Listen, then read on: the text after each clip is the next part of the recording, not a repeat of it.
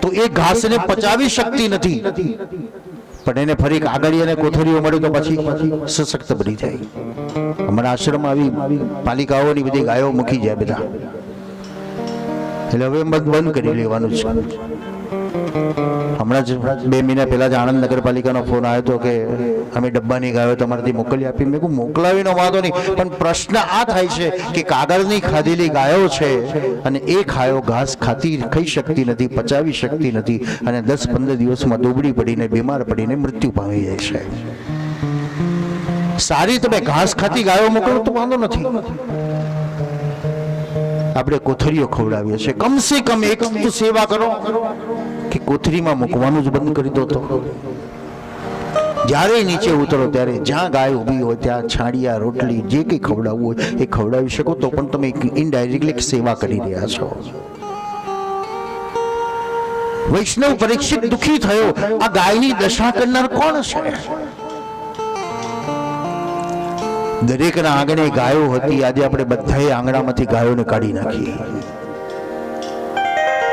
હવે તો માણસ એટલો શાણો થઈ ગયો કે સોસાયટીની બહાર પાઇપો મૂકી દે, ગાયો અંદર એન્ટ્રી જ ના કરે. ગાય પોદરો કરે તો આપણે એને ગંદવાળો કહીએ છીએ. લક્ષ્મી ક્યાં છે, લક્ષ્મી કોણ છે એ જ આપણને ખબર નથી. જ્યારે ગાયનું નિર્માણ થયું અને નિર્માણ થયું ત્યારે પ્રત્યેક દેવતાઓ ગાયની અંદર વાસ કર્યો. લક્ષ્મી થોડા લેટ થયા અને લક્ષ્મી કીધું મને જગ્યા આપો, મને જગ્યા આપો. ત્યારે ગાયે કીધું હવે મારી પાસે કોઈ જગ્યા નથી.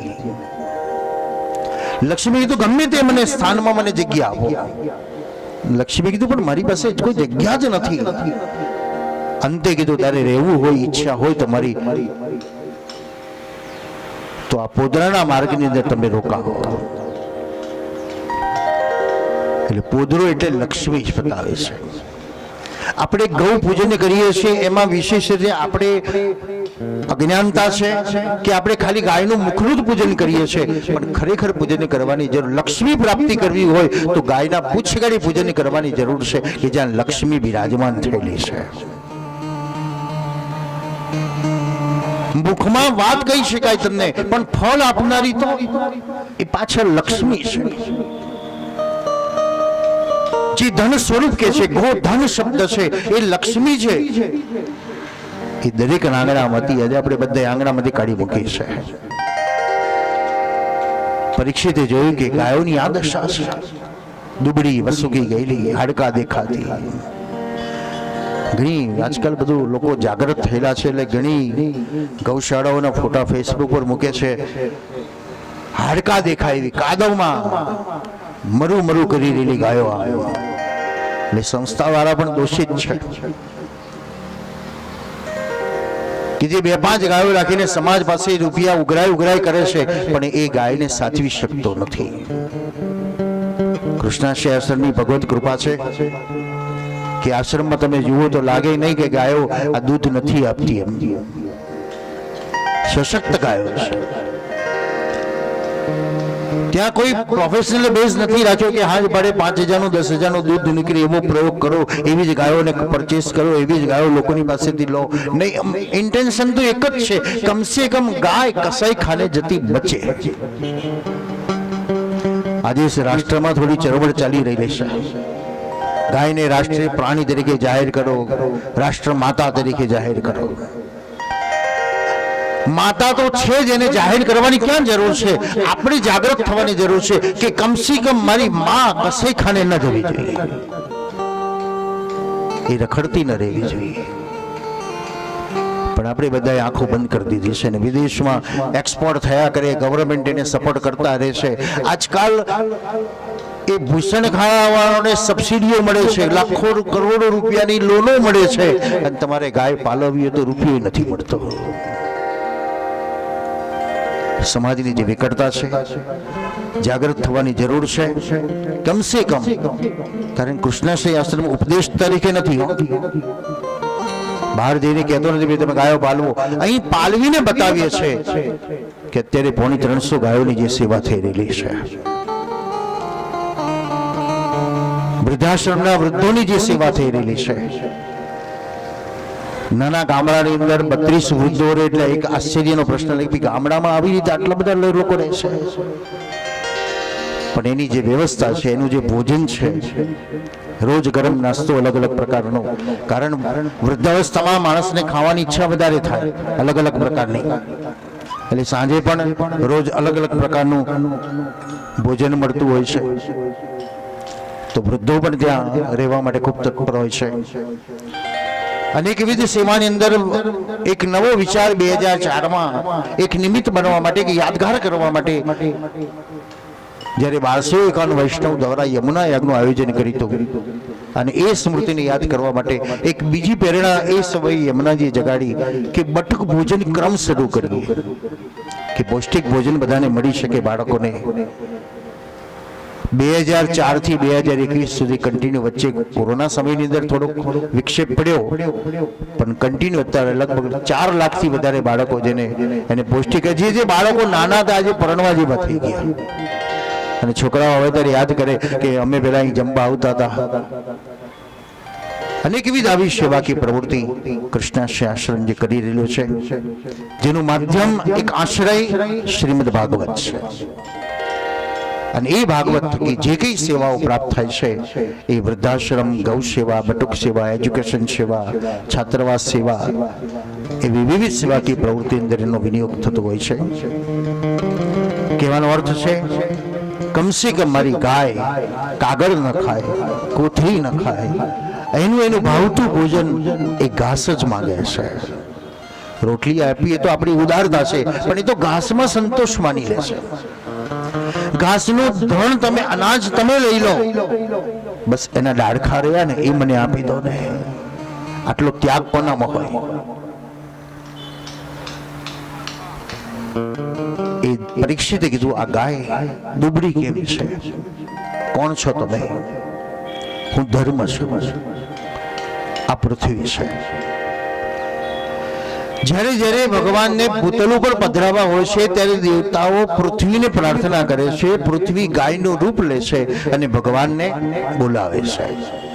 ગોવિપ્ર પ્રસાદુના, અને ગાય થકી ગોવિંદની પ્રાપ્તિ થાય છે.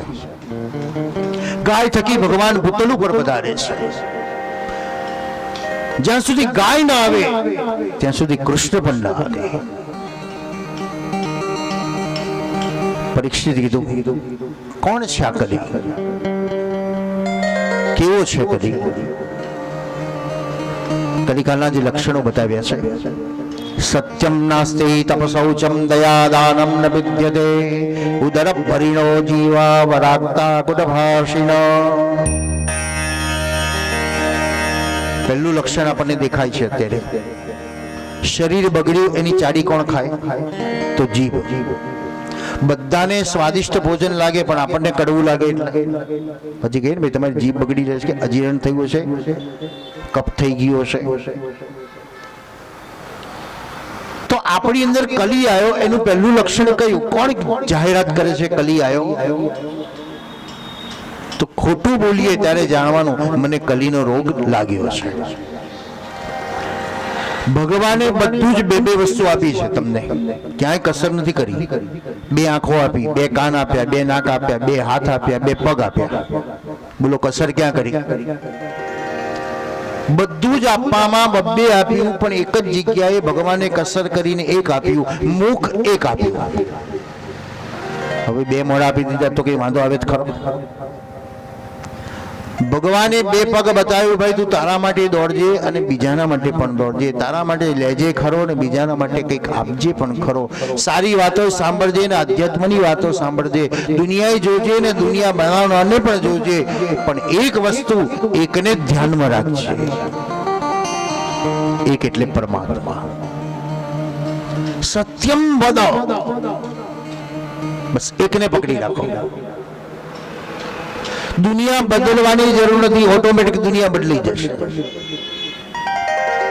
કેટલાક વેપારીઓ 7 વાગે એટલે દુકાન ખોલી દે, બીજો વિચાર કરીને એને કરતા 6 વાગે દુકાન ખોલું તો સેવા નહીં કરવાની, ભજન નહીં કરવાનું, ના ના મારી દુકાન જવું પડે, મારા ગ્રાહક જતા રહે. તમે 5 વાગે જાઓ તો 6 વાગે દુકાન આવશે ગ્રાહક, 6 વાગે જશો તો 7 વાગે ગ્રાહક આવશે. પણ તમે નક્કી કરી દો કે આવતીકાલથી 7:30 દુકાન ખુલશે, 6 વાગે નહીં, 5 વાગે નહીં, 6:30 ખુલશે. તમારી સેવા પૂજા કરીને તમે દુકાન જાઓ છો. એક દિવસ કદાચ ગ્રાહક આવ્યો હશે, પાછો જવું પડશે, પણ તમે બોર્ડ મારી દીધું છે હવે દુકાનનો સમય 7:30 છે. બીજા દિવસથી એ ગ્રાહક 7:30 જ આવશે. પણ આપણે આપણો ધર્મ છોડી દઈએ છીએ. પરીક્ષિત તો કલી ક્યાં છે? સત્યમ નાસ્તિ તપસૌચમ. આજે 5 મિનિટ આપણે ધીરજ કોઈની રાખી શકતા નથી, એટલી સહનશીલતા પણ આપણી અંદર નથી. તો તપ ક્યાંથી થવાનો છે? દુઃખીને જોઈને દયા ના આવે તો જાણવાનું આપણી આંખને રોગ લાગ્યો છે. દયા આવ્યા પછી હાથ લાંબો ન થાય તો જાણવાનું મારા હાથને લખવા થઈ ગયો છે. અને એ હાથ કેવલ બીજાના તરફ લાંબો થવાને બદલે મુખમાં જાય તો જાણવાનું હું પાપ ખાઈ રહ્યો છું.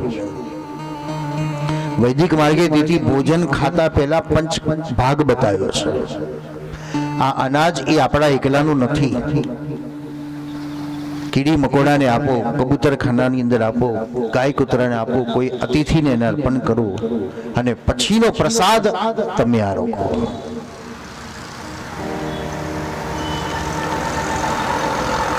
મહાભારતની કથા કહે છે, 5 પાંડવોએ જ્યારે ભગવાનને પૂછ્યું કે ભગવાન કલિયુગ આવ્યો, અમને ખબર કેવી રીતે પડે? તો ભગવાને કીધું જાઓ નગરમાં, જે વસ્તુ જોવાની મળે કહો. 5 પાંડવો નગરમાં ગયા. યુધિષ્ઠિરે એક વિચિત્ર રૂપ જોયું. 2 સૂંઢ વાળો હાથી જોયો. અહો આશ્ચર્યમ. 2 સૂંઢ વાળો હાથી, 2 મુખ વાળો કોઈ પ્રાણી જન્મે તો આપણે કેવા બધા જોવા જઈએ છે. હા, કેવું કહેવાય? હમણાં એક ગાયને જન્મી એવું, 2 મોઢા અને કપાળમાં વચ્ચે આંખ, બચ્ચું એવું જન્મ્યું હતું.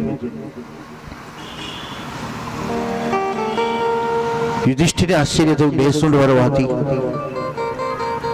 અર્જુને જોયું તો પક્ષીઓના પગમાં વેદો બાંધેલા છે, અને વેદોને રહીને પક્ષીઓ કાદવમાં જઈને બેઠા છે.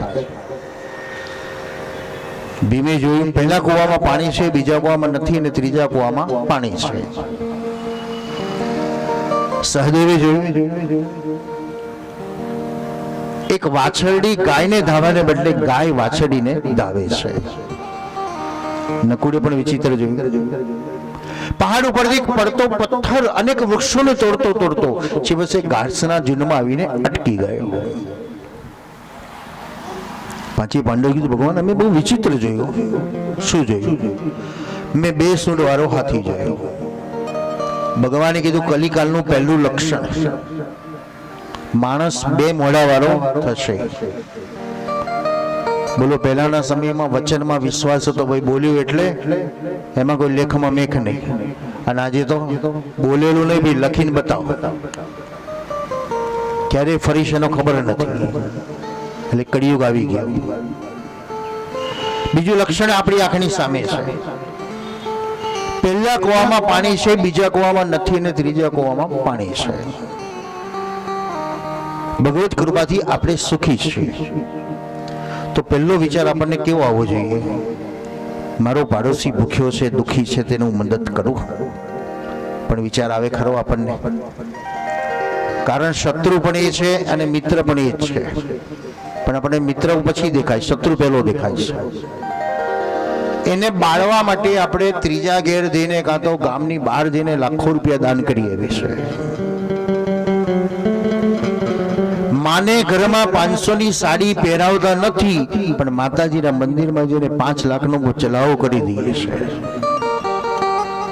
કઈ માં ખુશ થતી હશે? તો પ્રશ્ન છે મોટો. 500 ની સાડી કદાચ માને પહેરાવશો તો જગતની માં જગદંબિકા ઓટોમેટિક ખુશ થઈ જવાની. કારણ મારું રૂપ એ તારી માં છે. તું મને જુએ છે પણ તારી માને નથી જોતો, તો મને પ્રસન્નતા નથી આવતી. પહેલા કુવામાં પાણી એટલે પાડોશીને મદદ કરો. એક સાંકળ બનાવો. મારે એક સારું કામ કરવું છે રોજ, બસ. અને એને કહેતા જાવ તું પણ એક રોજનું એક સારું કામ કર.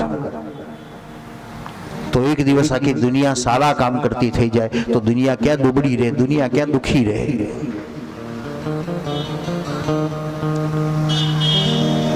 परीक्षित कीधुं, પાંડવે કીધું ભગવાન મેં આવું જોયું, પહેલા કૂવામાં પાણી, બીજા કૂવામાં નથી, ત્રીજા કૂવામાં પાણી। આપણી પાસે ઘણું છે પણ આપણો પાડોશી દુખી છે પણ એને નથી આપતા અને બહાર જઈને વાપરીએ છે। ત્રીજું લક્ષણ, પક્ષીઓના પગમાં વેદો બાંધેલા છે અને વેદોને લઈને પક્ષીઓ ક્યાં ગયા? કાદવમાં જઈને બેઠા છે। આજે ધર્મને કાદવમાં સમાજ લઈ નથી જઈ રહ્યો। એક મંદિરમાં એક ધનવાન ભગવદીય શેઠ આવ્યા અને પૂજારી એનો દેખાવ જોઈને લાગ્યું કે બહુ સુખી લાગે છે, મોટી ગાડી લઈને આવ્યા છે। એટલે ધીમે ધીમે કીધું કે તમે આ લાઈનમાં ઊભા ન રહેશો, તમે અહીં આ બાજુ થઈને આવતા રહો, હું તમને અંદર જઈને દર્શન કરાવી દઉં, મને 2000 રૂપિયા આપી દેજો। પેલો ભગવદી હતો, એને કીધું કે 2000 શું, તને 50,000 આપું, પણ એક કામ કરને, ભગવાન ને બોલાવી લાવીને જા। પેલો કે ગાંડા થઈ ગયા તો ભગવાન એવા આવતા છે, તું ભગવાનને મારે ઘેર મોકલું ને તો હું 1 લાખ રૂપિયા આપીશ તને। પેલો કે ગાંડો થઈ ગયો, આપી જા। ત્યારે પેલો શેઠ કહેવા લાગ્યો કે 2000 હું તને આપું તો તું મને આગળ જઈને દર્શન કરાવું તો ભગવાનના દર્શન થઈ જાય। એમાં શું અનુભૂતિ થઈ? એ તો થોડો વિયોગ થયો, થોડો વિપ્રયોગ થયો, થોડી તપશ્ચર્યા થઈ, થોડો શ્રમ થયો અને એ જે ભોજન મળે એનો આનંદ મળે। બાકી તો રેડીમેડ ખાઓ ખાઓ ભૂખ સુઈ જાઓ, એનો કોઈ આનંદ ન મળે। પણ આજે ધર્મ એક વિક્રય બની ગયો, એક દુકાન, મંદિર એક દુકાન બનવા લાગી છે અને આપણે પાછા બધું શીખવાડીએ છીએ। આપણે પાછા આવું કરો ને, આવું કરો ને, આવું કરો ને। ભગવત કૃપા છે, કૃષ્ણાશ્રમ આશ્રમે અત્યાર સુધી તો દુકાન નથી શરૂ કરી, લોકો શીખવાડે છે ખરા। અમારે ત્યાં હોસ્ટેલ ચાલે છે, 2004 થી ચાંગાના વિદ્યાર્થીઓ રહે છે। મારો ઇન્ટેન્શન એવો હતો કે ભાઈ હું કોઈને 1,00,000-2 લાખ રૂપિયા નથી આપી શકતો, પણ એના છોકરાઓને જો મારે ત્યાં રાખી અને એને ભણાવું તો પોતાની તે કોલેજની ફી ભરે પોતે, પણ હું એને થોડી હેલ્પ કરું તો। પણ મા બાપ જ્યારે આવે ત્યારે એમ કે તમે આટલી ફી શું વધારે લો ને, હજુ વધારે લો ને, આવી ફેસિલિટી કરો, આવી ફેસિલિટી કરો। એટલે ક્યારેક ક્યારેક મન બગડે, એના કરતા ધંધો કરો સારું હોય। ઇન્ટેન્શન છે, સેવા કરવાનો ભાવ છે કે હું કોઈને નથી હાલતો, 3 વર્ષ રહેશે તો કદાચ એના ફેમિલીને 50,000 60,000ની બચત થશે, પણ સમાજ જ એમ કે ના તમે ધંધો જ કરો। પણ પ્રભુ કૃપા છે કે જેવો વિચાર નથી થતો કે આપણે ધંધો કરવો, કેવલ એક જ ભાવ છે, કઈ રીતે સમાજને આપણે ઉપયોગી થઈ શકીએ, કઈ રીતે સમાજને આપણે હેલ્પ થઈ શકીએ, કઈ રીતે મદદગાર થઈ શકીએ, કઈ રીતે એને બહાર કાઢવાનો પ્રયત્ન કરી શકીએ। અને એવો એક વિચાર કૃષ્ણાશ્રમ ઇંગ્લિશ મીડિયમ સ્કૂલ જે છેલ્લા 7 વર્ષથી ચાલે છે કે ગરીબ બાળકો, મા બાપોને પોતાના દીકરાઓને ભણાવવા છે, પણ આજનું એજ્યુકેશન એટલું ફાસ્ટ બની ગયું, એટલું હાઈફાઈ બની ગયું કે સામાન્ય માણસનો તો ક્લાસ જતો રહ્યો। તો કમસે કમ થોડું એને નોલેજ મળે એવા એક ઇન્ટેન્શનથી બહુ જ નોમિનલ ચાર્જમાં, ટોકન ચાર્જમાં કૃષ્ણાશ્રમ ઇંગ્લિશ મીડિયમ સ્કૂલ શરૂ કરી છે કે જેમાં અત્યારે 200 છોકરાઓ ભણી રહેલા છે, કે જેની કલ્પના નથી કે હું ઇંગ્લિશમાં ભણવા જઈ શકીશ, ઇંગ્લિશમાં થોડું બોલી શકીશ, પણ એ બાળકો જ્યારે આવે અને બોલે ત્યારે એટલો આનંદ થતો હોય છે કે ચલો મા બાપ તો ખુશ થાય છે કે મારા દીકરાને એક સામાન્ય ટોકનમાં ઇંગ્લિશ બોલતા, ઇંગ્લિશ ભણતા, ઇંગ્લિશ વાંચતા એને આવડ્યું। તો સમાજની એક સેવા કરવી છે, શોષણ એક વ્યવસાય નથી કરવો। પણ આજે પરિસ્થિતિ એવી વિકટ બનતી ગઈ કે દરેક ધર્મો એક વ્યવસાય બની ગયા। પહેલાના સમયમાં સાધુ કોઈ ગામમાં જાય ને તો ભગવદીને શોધે કે આ ગામમાં કોઈ ભક્તિવાળો છે। આજે એનાથી ઉલટી ગંગા વહી ગઈ, આવે તો ખરા પણ શોધે કોને? ધનવાનોને શોધે। ભાઈ તું 5-50 લાખ આલજે તો તારી પાસે બીજા 5-25 લાખ મળી જાય। આજે કથા પણ એક વ્યવસાય બની ગઈ છે, લાખો રૂપિયા કથાઓમાં ખર્ચે। શું લાખો રૂપિયા ખર્ચવાથી જ કથા સંભળાય?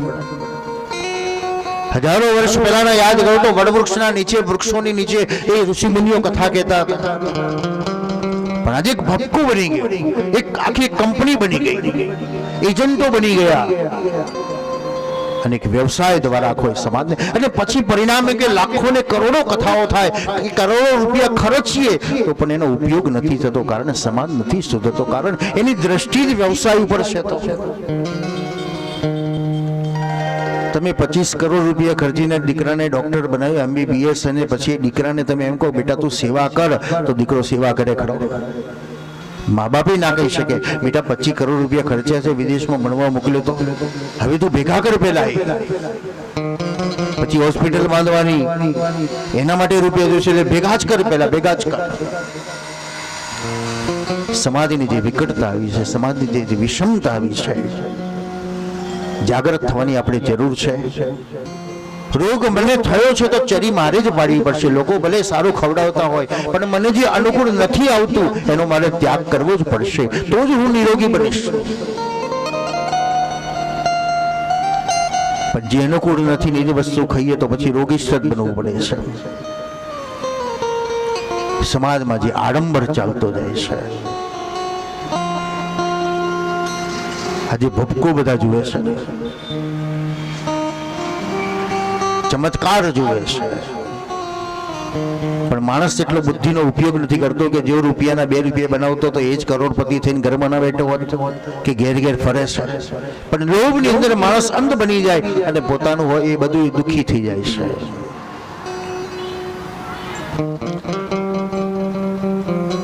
કલીએ કીધું, મારું ત્રીજું લક્ષણ બતાવ્યું, પક્ષીઓના પગમાં વેદો છે.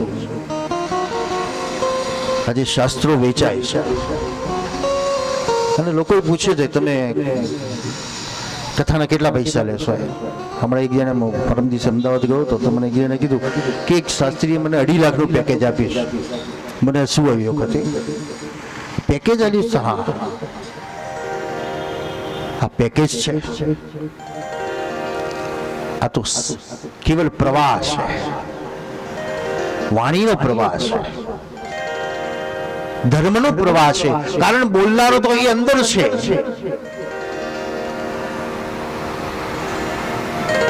પણ સમાજ ની વિકટતા છે, જાગૃત થવાની આપણે બધાએ જરૂર છે. ત્રીજું લક્ષણ જે આપણે આંખની સામે છે, વિકરી થવા લાગ્યો છે, એને અટકાવો. જરૂર છે એના નિભાવ ખર્ચ માટે જરૂર છે, પણ એનો અર્થ એવું કે કરોડો રૂપિયા ભેગા કરીને ઇન્વેસ્ટમેન્ટો કરવાના. મને એક સંસ્થાના કાર્ય કરતા હતા, એને 5-7 વર્ષ પહેલા એની મારી ત્યાં કથા હતી. હવે ઘણો મોટો આશ્રમ. એમણે મને કીધું શાસ્ત્રીજી મને આ વર્ષે 10 લાખની ખોટ આવી. એટલે મને હસવું આવ્યું કે મંદિરને વળી ખોટ? એટલે મેં કીધું ખોટ કેવી રીતે કહો છો તમે? તો કે આ કથાઓ બેઠી ને એટલે અમારા જે ભક્તો આવવાના હતા ને એ બધા ના આવ્યા, એ ના આવ્યા એટલે અમને સેવા એટલી ઓછી મળી ને એટલે ખોટ ના કહેવાય.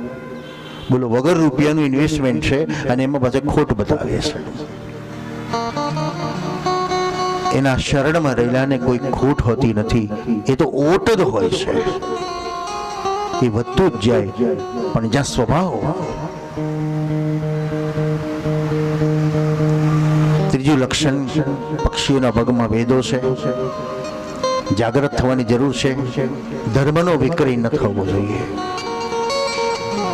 જરૂરિયાત છે ને આ પ્રમાણે આનાદી કાળમાં કોઈ જગ્યાએ તમે બ્રાહ્મણને પૂજા કરાવતા તો બ્રાહ્મણ તમને સોદો નહોતો કરતો. આજકાલ સોદા કરવા પડે છે, કારણ આપણે એનું ધ્યાન રાખતા નથી એટલે સોદો કરવો પડે છે.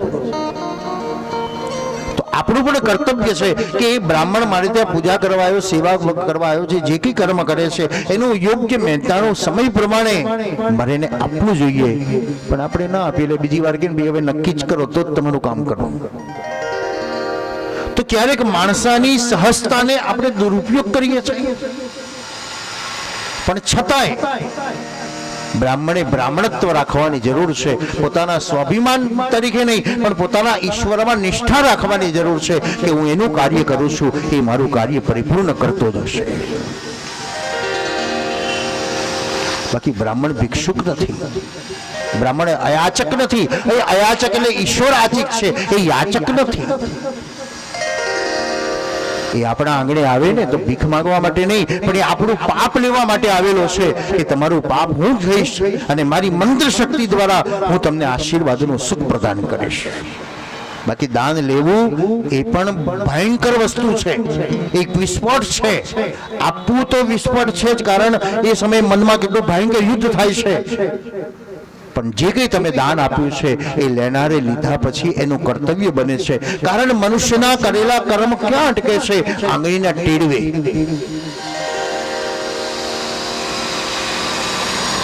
આંગળીના ટેડવેલા અટકેલા એ પાપને ધોવાનો કોઈ સાબુ તો દાન સિવાય કોઈ સાબુ નથી. દુકાનમાં જઈને પૂછજો, ભાઈ કપડા ધોવાનો, માથું ધોવાનો, શરીર ધોવાનો બધા સાબુ છે, તો પાપને ધોવાનો કોઈ સાબુ હોય તો આપો ને. દુકાનદાર કહે છે મળે તો મને આપી દેજો, હું એનો ધંધો ચાલુ કરી દઈશ. એક જ સાબુ છે, દાન. અને તેથી દાન લેનારે દાનને બચાવવા માટે મંત્ર જાપ કરવાની આવશ્યકતા છે. ત્રીજું લક્ષણ કલિકાલનું જે જોયું. ચોથું લક્ષણ શોષણ વૃત્તિ.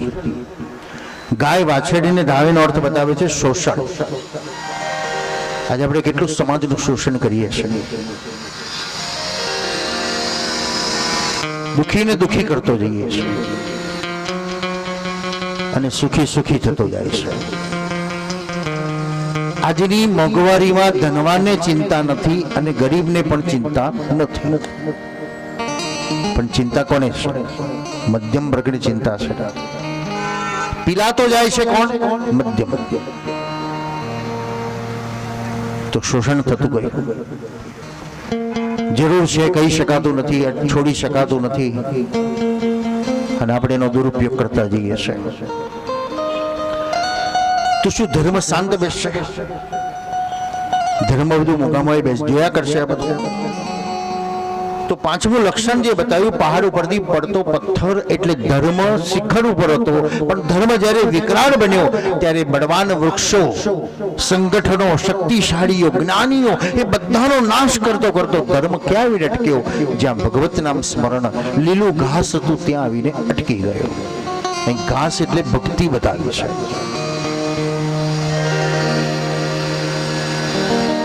જે ધર્મએ રાવણનો નાશ કર્યો, જે ધર્મએ હિરણ્યકશ્યપનો નાશ કર્યો, જે ધર્મએ બલિને પણ બાંધી દીધો, એ ધર્મ શું રક્ષણ નહીં કરે? હિરણ્યકશ્યપ કેટલો આતંકવાદી હતો વિચારો.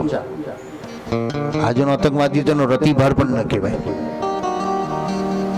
કે કોઈને ભગવાનનું નામ ન દેવા દે, કોઈ મંદિરોમાં ન જવા દે, કોઈ યજ્ઞાગાદી ન કરવા દે.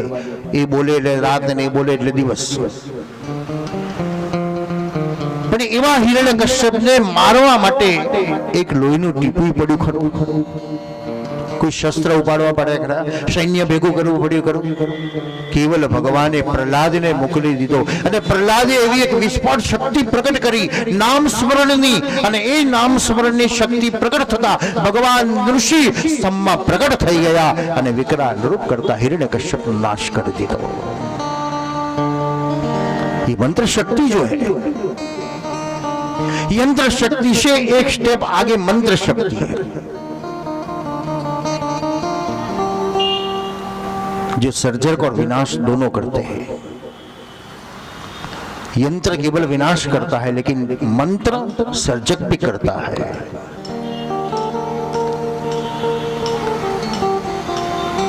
कलिए पूछो, परीक्षित શોધવા નીકળ્યો કલી કોણ છે, ક્યાં છે, કેવો છે? વિકરાળ, કાળો, ભયંકર, દુબળો એવા કલીને જોયો અને પરીક્ષિત દીધું, કલી હું તને મારી નાખીશ. બોલો, મારી નાખ્યો તો કેટલું સારું થશે? કલીઓ આવે તો જ નહીં ને. પણ કલી કીધું, મહારાજ મને મારો એનો વાંધો નથી, પણ મારામાં કેટલાક ગુણ પણ છે. શાણો માણસ એ છે, એના દોષ નથી જોતો, એના ગુણ જુએ છે. કયો ગુણ છે? હજારો વર્ષ પહેલા કડી બોલે છે, એક સમય કેવો આવશે,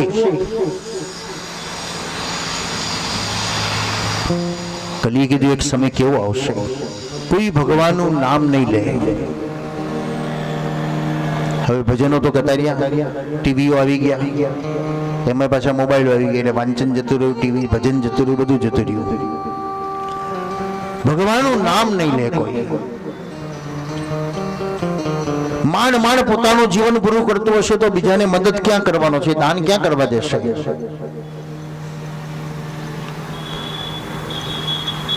ત્રીજું બતાવ્યું,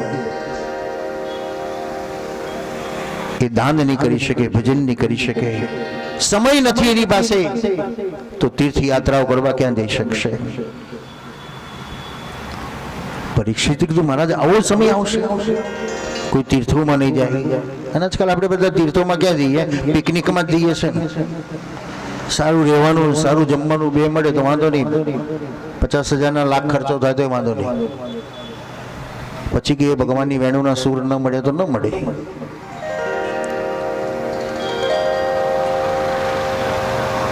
મારી 4 વર્ષ પહેલા અલ્હાબાદ કુંભમાં કથા હતી.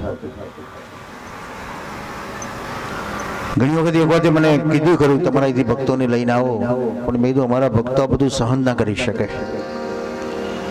કારણ ત્યાં ઝૂંપડીમાં રહેવાનું, ઘાસની ઝૂંપડીમાં, ગાડલું ના મળે, ઉશે કોઈ ના મળે, પથારી ઘાસની હોય, એની પર ચાદર નાખેલી હોય, કાં તો આપણી ચાદર પાથરી દેવાની, સુઈ જવાનું હાથનું શેકું કરીને. સાધુની જમાતમાં ભોજન કરવાનું એટલે દાળમાં મીઠું, શાકમાં નહીં. અને રોટલી તો જાણે આપણી 3 રોટલી ભેગી કરો એવી રોટલી હોય. હવે બોલો તમને 10,000 15,000 રૂપિયામાં લઈ જઈએ, તમે ખાવા બધું? અરે અમે આવું ખાવા અહીંયા આવ્યા છે, આવી રીતે શું આવ્યા છે? અમારે તો આવી હોટલ જોઈએ, આવી રૂમ જોઈએ, આવું જમવાનું જોઈએ. ક્યાંક તકલીફમાં અનુભૂતિ થાય છે. અને ઠંડીમાં પણ ગરમી લાગે તમને ઘાસની ઝૂંપડીમાં. તો તીર્થની અંદર આપણે જઈએ છીએ ખરા, પણ લોલુપતા કરવા માટે, લાલીને લાલ લડાવવા માટે જઈએ છીએ.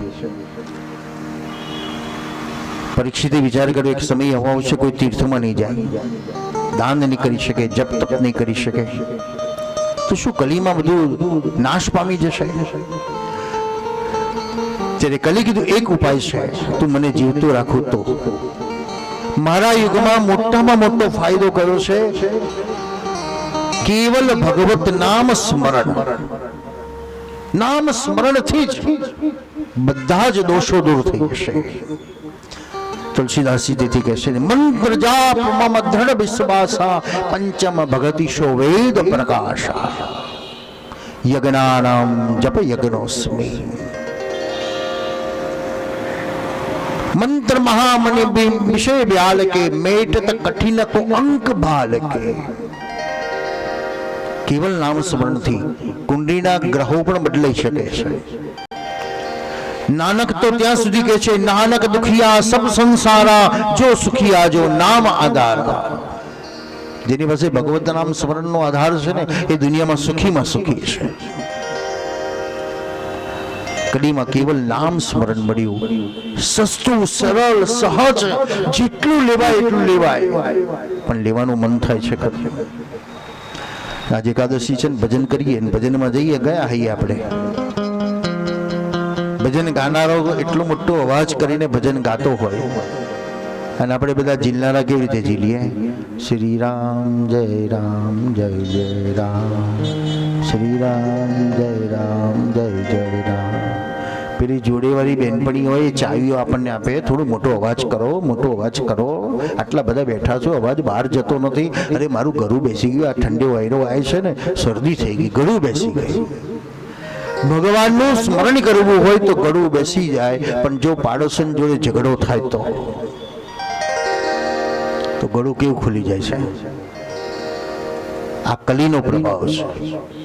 જ્યાં કરવાની જરૂર છે ત્યાં મુઠ્ઠી વાળી દઈએ છે, અને નથી વાપરવાની જરૂર ત્યાં ખૂબે ખૂબે વાપરીએ છે. દાનમાં આપણા બધાની મુઠ્ઠી ભરી જાય છે. અને બોમ્બ ટેટા ફોડવા હોય તો અરે 50,000 ફોડ નાખને, જાને વાંધો શું છે, વટ પડી જવો જોઈએ. એ તમારા જ કરી નાખ્યા 50,000. જ્યાં જરૂર છે ત્યાં વાપરવાની જરૂર છે. આ અવેર કહેવાય. બહેનોમાં અવેર બહુ હોય છે.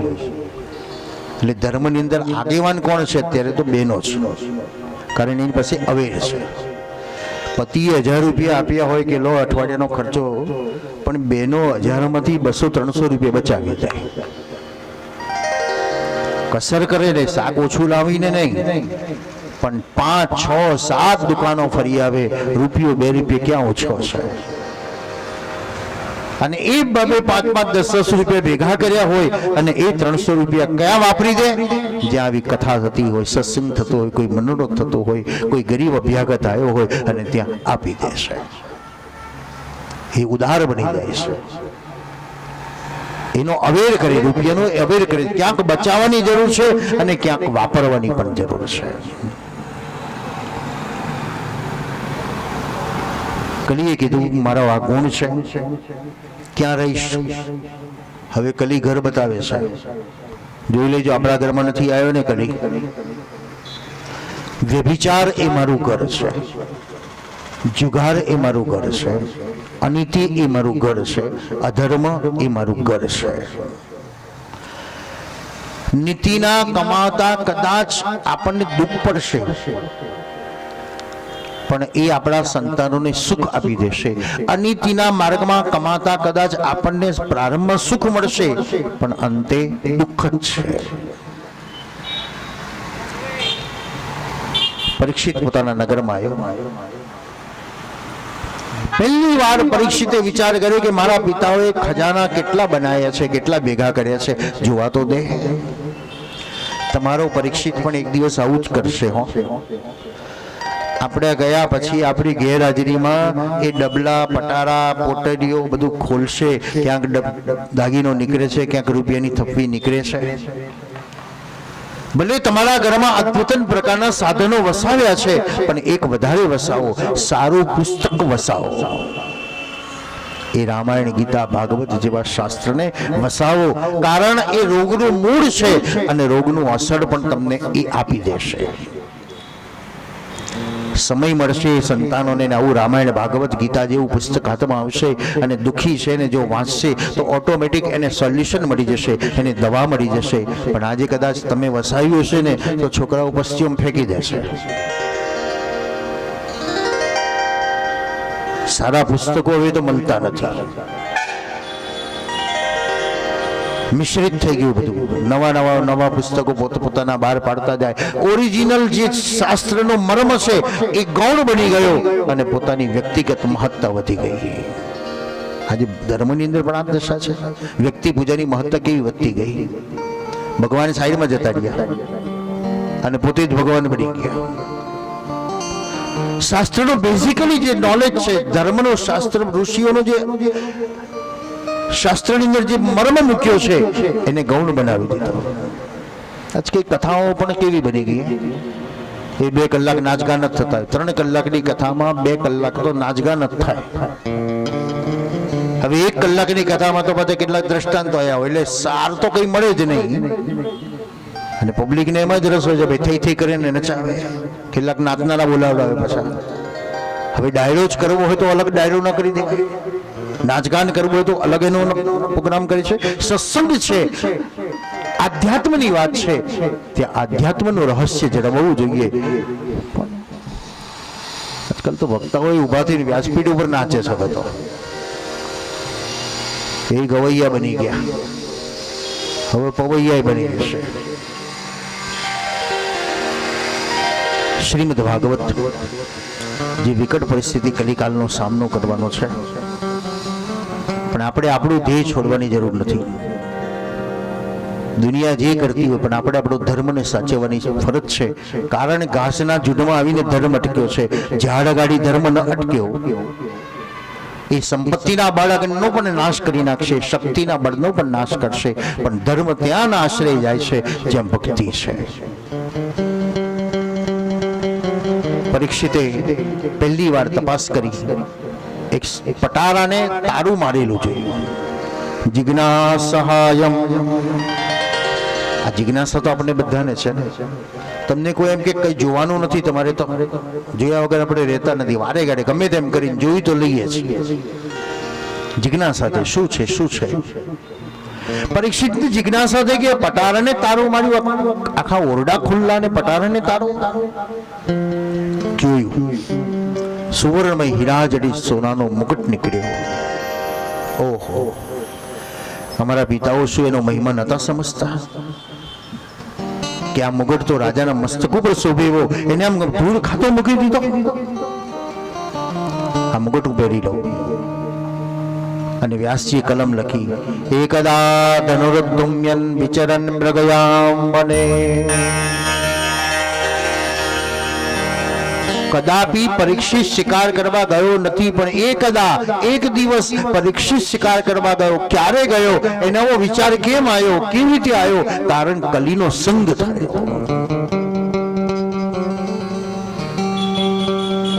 હમણાં એક વિડીયો ફેસબુક ઉપર ફરે છે,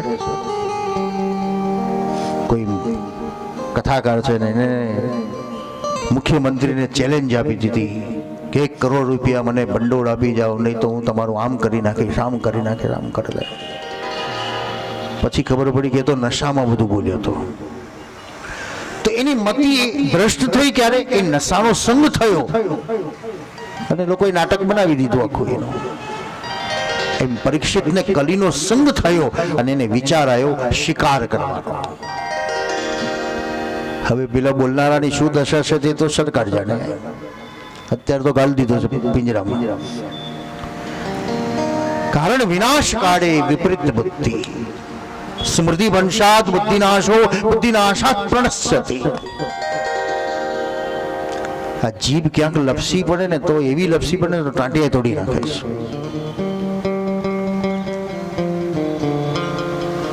પરીક્ષિતને કલીનો સ્પર્શ થયો. અનિતિનું ધન હતું જે ભીમ જરાસંઘના દરબારમાંથી લાવ્યો હતો. પાંડવોએ ના પાડી કે ભાઈ તે ભૂલ કરી, પણ હવે લાવ્યો તો શું કરીશું, એને ખૂણામાં નાખી દે. ત્રીજી પેઢીએ એ અનિતિ પરીક્ષિતના હાથમાં આવી. તો ક્યાં લઈ ગયો પરીક્ષિતને?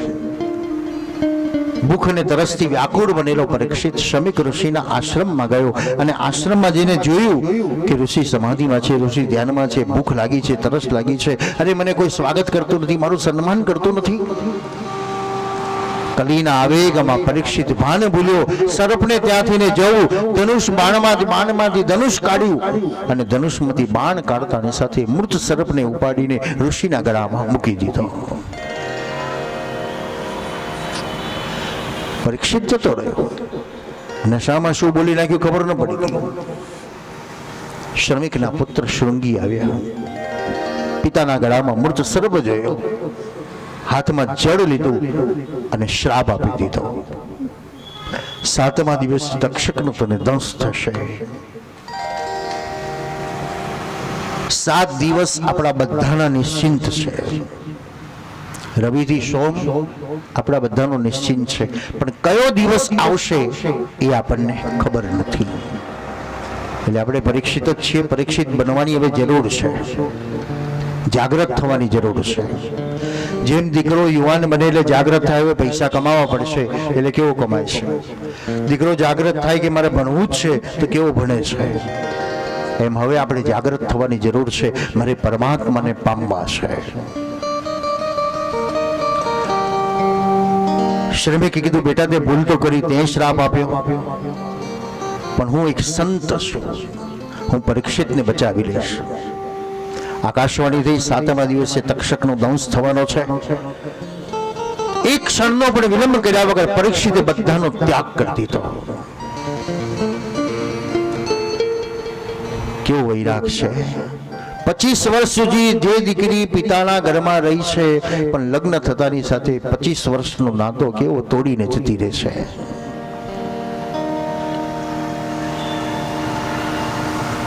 એમ પરીક્ષિતે મૃત્યુનો સમાચાર સાંભળતાની સાથે સંસારનો, પરિવારનો, વૈભવનો નાતો છોડી દીધો.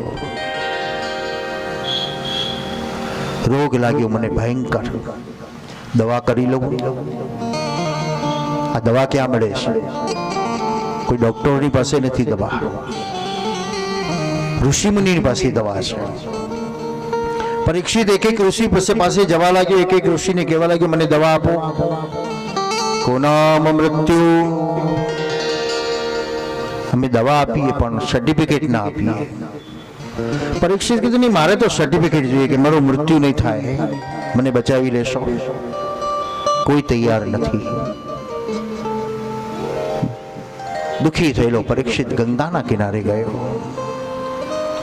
પહેલી વાર પરીક્ષિતે વિચાર કર્યો, હવે શું, હવે તો મરવાનું જ છે ને, તો 7 દિવસ ખાવું પીવું નથી. તો વૈષ્ણવી દીક્ષા લીધી, કંઠી ધારણ કર્યા, આંખ બંધ કરી પ્રભુને યાદ કરે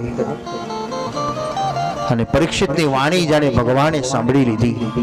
અત્રિ વસિષ્ઠ ચવના ભૃગુ અંગીકારા,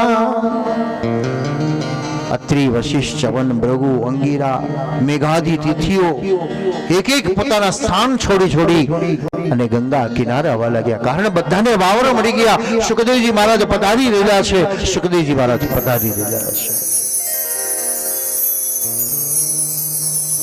પરીક્ષિત આંખ બંધ કરીને બેઠો છે, હાથ ગળામાં ગયો.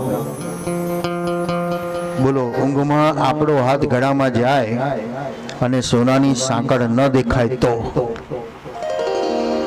પરસેવો પરસેવો છૂટી જાય, ગભરાટ થઈ જાય, બોમા બોમ કરી મારી સોનાની ચેન કઈ ગઈ.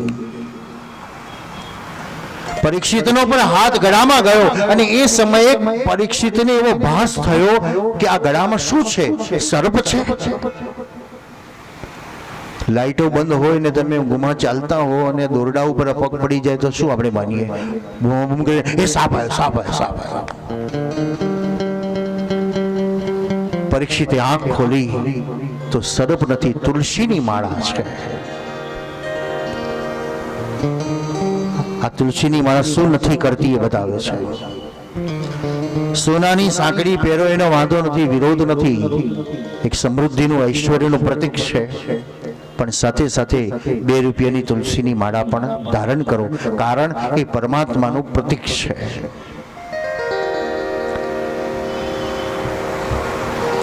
એક ગાય જંગલમાં જતી રહી, ચરતી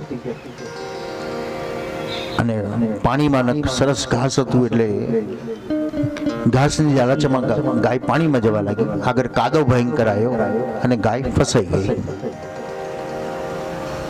હવે સિંહે જોઈ ગાયને એટલે સિંહના મોઢામાં તો લાળ નીકળવા લાગી. એ પણ પાણીમાં ગાયને ખાવા માટે દોડ્યો, પણ જેમ જેમ આગળ ગયો એમ કાદવમાં ખૂપાવા લાગ્યો. હવે કાદવમાં એવો ખૂપાઈ ગયો, નથી ગાય હાલી શકતી, નથી સિંહ હાલી શકતો. પણ ગાયને વિશ્વાસ છે. કયો વિશ્વાસ છે? 4 વાગશે મારો માલિક ખોરવા નીકળશે અને ખોરતો અહીં આવીને મને કાઢી જશે. અને બન્યું એ જ કે 4 વાગ્યાનો માલિક નીકળ્યો, હજુ ગાય ના આવી, હજી ના આવી, ક્યાં ગઈ અને દૂર જંગલમાં ગયો તો જોઈ ગાય કાદવમાં ફસાયેલી છે. દોરડા નાખી અને ખેંચીને બહાર કાઢી. ગાય સિંહને કે જો મેં એનો ગાડીઓ ધારણ કર્યો તો મને ખેંચી ગયો, તે કોઈનો ગાડીઓ ધારણ કર્યો છે ખરો? તે કોઈની કંઠી બાંધી છે ખરી? તો કોઈનો થયો ખરો? તો તને કોઈ ખેંચવા ના આવ્યો. તુલસીની માળા ગુરુ પણ સમજી વિચારીને કરવાની જરૂર છે. આજકાલ તો આપણે બધાને લોકોને ગુરુ થવું બહુ ગમે છે ને. બસ મને ઘણા કે મારા તમે કંઠી પહેરાવો, ને મેં કીધું ભાઈ હું જ લોકોનો ચેલો છું તો હું ક્યાં ગુરુ બનું? જગત ગુરુનો અર્થ શું કે છે? જગતને ગુરુ બનાવો, જગતના ગુરુ ન બનો, જગતને ગુરુ બનાવો. ભગવાન દત્તે જગતને ગુરુ બનાવ્યા, જગતમાંથી જ ગુણ લીધા અને ગુણ લેતા ગુણવાન બની ગયા.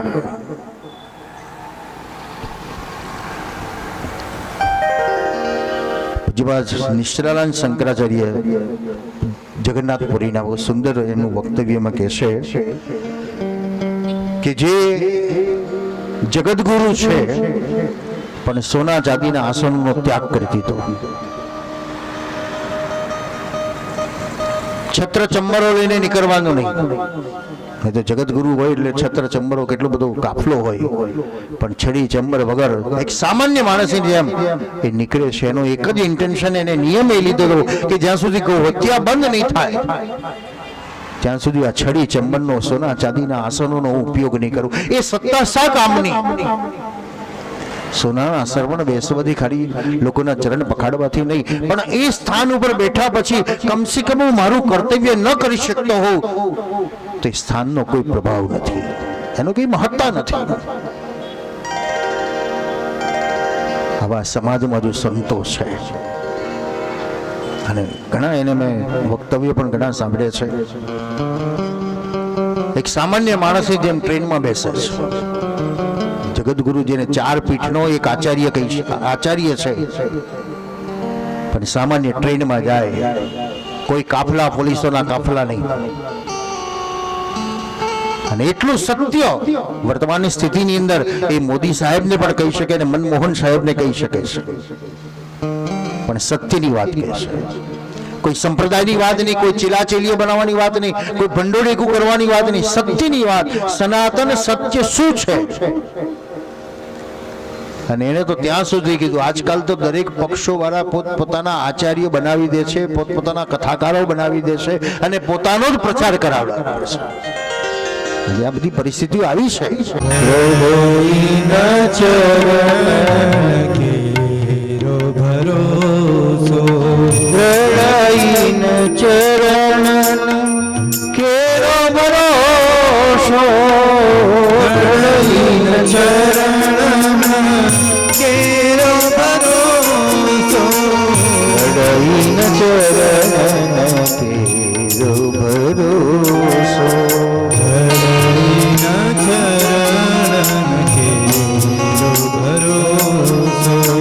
सागन और कछु नहीं कली में, सागन और कछु नहीं कली में, सागन और कछु नहीं कली में, सागन और कछु नहीं कली में, यासु होत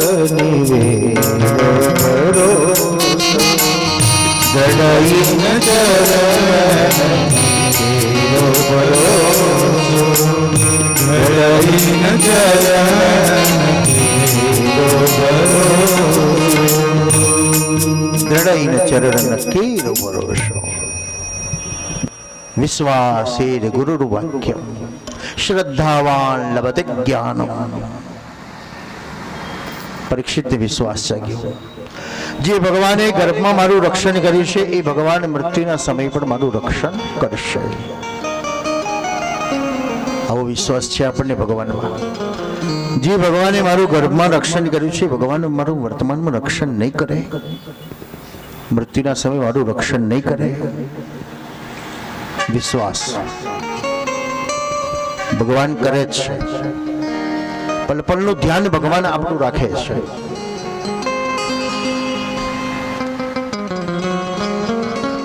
તત્રાદ ભગવાન વાસપુત્ર અલક્ષલિંગો નિજલાભ દૃષ્ટે વૃતસ્ય બાલેર અવધૂત વેશ. દિગંબર અવસ્થામાં શ્રી સુખદેવજી મહારાજ આવ્યા. પરીક્ષિતે સ્વાગત કર્યું, ઋષિઓ જય જયકાર કર્યું. સુખ આગમન કથા એ પ્રથમ સ્કંદનો આપણે વિરામ કરીશું. વક્તા અને શ્રોતાનો સમન્વય થયો. હવે કથાનો પ્રારંભ થશે. તો પ્રથમ સ્કંદની કથા અહીં વિરામ કરી દ્વિતીય સ્કંદ, કારણ અત્યારે તો સપ્તમ સ્કંદમાં આપણે પ્રવેશ કરવાનો છે. તો આવતીકાલે વામન, રામ અને કૃષ્ણ આવે. સુખદેવજી જેવો વક્તા છે ને પરીક્ષિત જેવો શ્રોતા છે. કેટલાક શાળામાં સમજી જાય અને કેટલાકના માટે ગોળ ગોળ ચકેડા મારવા પડે. જે જિજ્ઞાસુ છે એ શાળામાં સમજી જાય. દ્વિતીય સ્કંદની કથા. પરીક્ષિતનો જે પ્રશ્ન છે, મરણ સમીપમાં આવે ત્યારે શું કરવાનું? માયા જળ છે ને ચેતન પરમાત્મા છે, આપ એની મને કથા કહો. પરમાત્માના 24 અવતારોની કથા કહો. શ્રદ્ધો મુક્તિ અને ક્રમાંક મુક્તિની મને કથા કહો. કયા ભગવાનની ઉપાસના કરવાથી શું મળે, આપ તેની મને કથા કહો. ભગવાન વિષ્ણુની આરાધના કરવાથી એ સાત્વિક બતાવે છે. ઇતર દેવતાની ઉપાસના કરનારો રાજસ બતાવે છે અને ભૂત પ્રેતોની ઉપાસના કરનારો તામસ પ્રકૃતિનો બતાવે છે. ભૂત પ્રેતોની ઉપાસનાથી સિદ્ધિ મળે, પણ ભગવાન ન મળે. ભગવાન પામવા માટે તમારે સાત્વિક બનીને જવું પડે.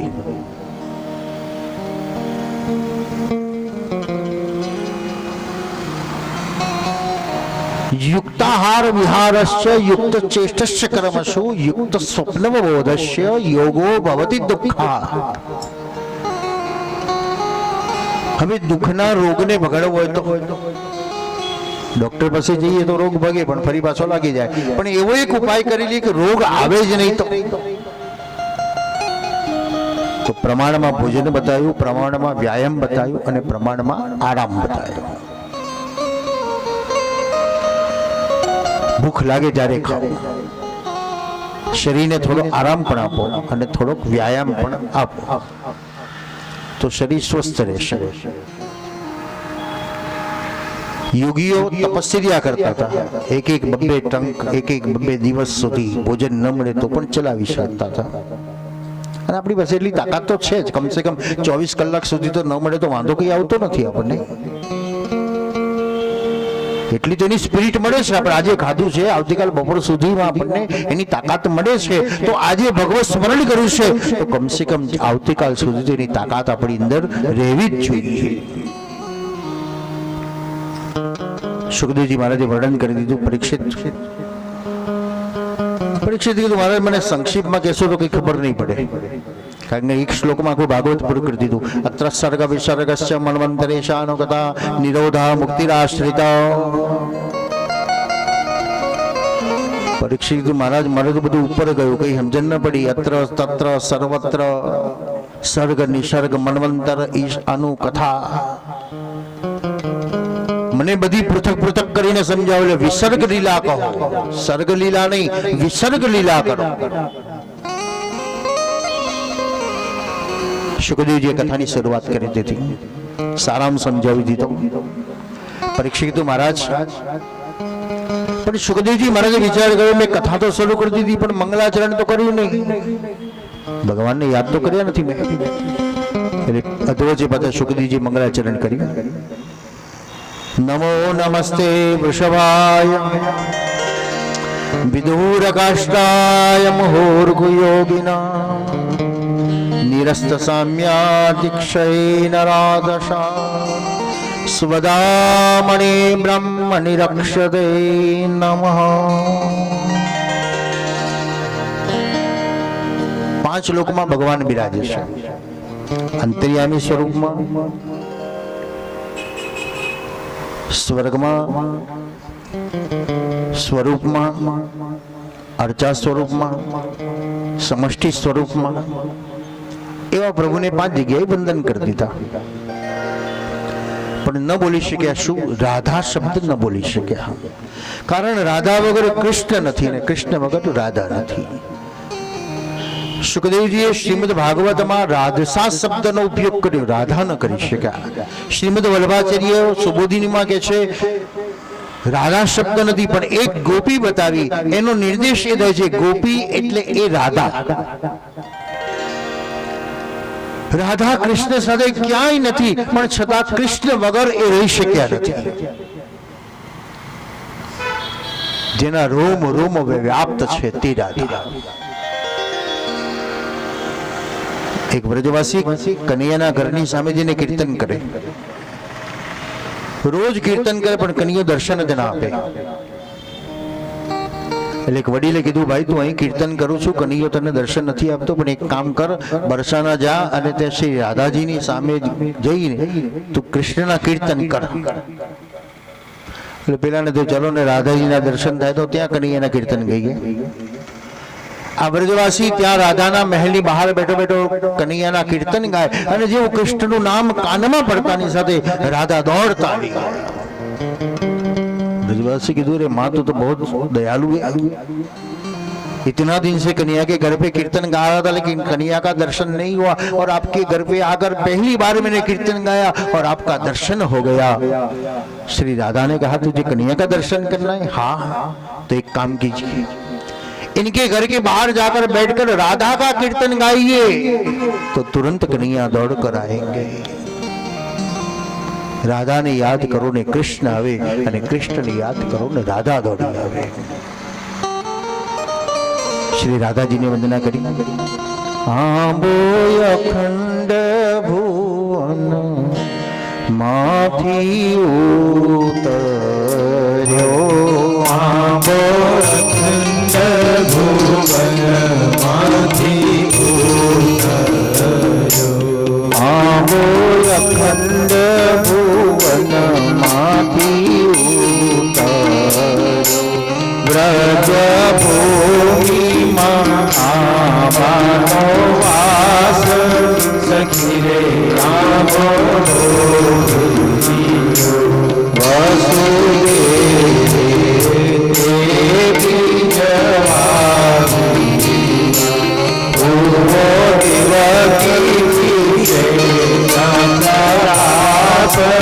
સખી રે આંબો આંબે યશોદા જીએ જળસિયા, નંદ ગોપયા રખેવાડ, સખી રે આંબો બ્રહ્માજી ચાર પત્ર લખિયા, મોહિ નારદે કીધા છે જાણ, સખી રે આંબો વ્યાસ મુનિએ તે ચાર પત્ર તેના નારે ખંડમાં છે નામ, સખી રે આંબો આંબો અખંડ વનમાંથી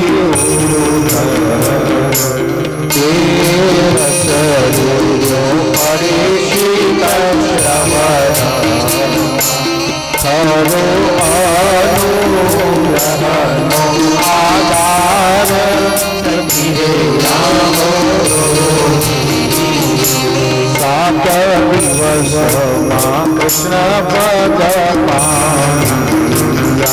જય શ્રી પુરુષોત્તમ રામ, સખી રે આંબો અખંડ ભુવનમાંથી ઉતર્યો, આંબો અખંડ ભુવનમાંથી શ્રીમદ ભાગવતમાં જે આંબો છે, 14 ભુવનમાં જેની છાય છે, 335 જેના અધ્યાય છે, 18,000 જેના શ્લોકો છે, અને 500 લાખ અક્ષર એના જે પાંદડા છે. ધ્રુવ પ્રહલાદે જેનો અનુભવ કરેલો છે, અને પરીક્ષિતે જેને સેયા છે, જેને 7 દિવસની મુક્તિ મળેલી છે. आओ आज से श्रीमद् भागवत की कथा यहाँ शुरू होती है. अभी तक तो पद्म पुराण की कथा हुई, लेकिन अभी से श्रीमद् भागवत की कथा शुरू हो रही, क्योंकि वक्ता इनका सुखदेव जी महाराज स्वयं पधार गए हैं.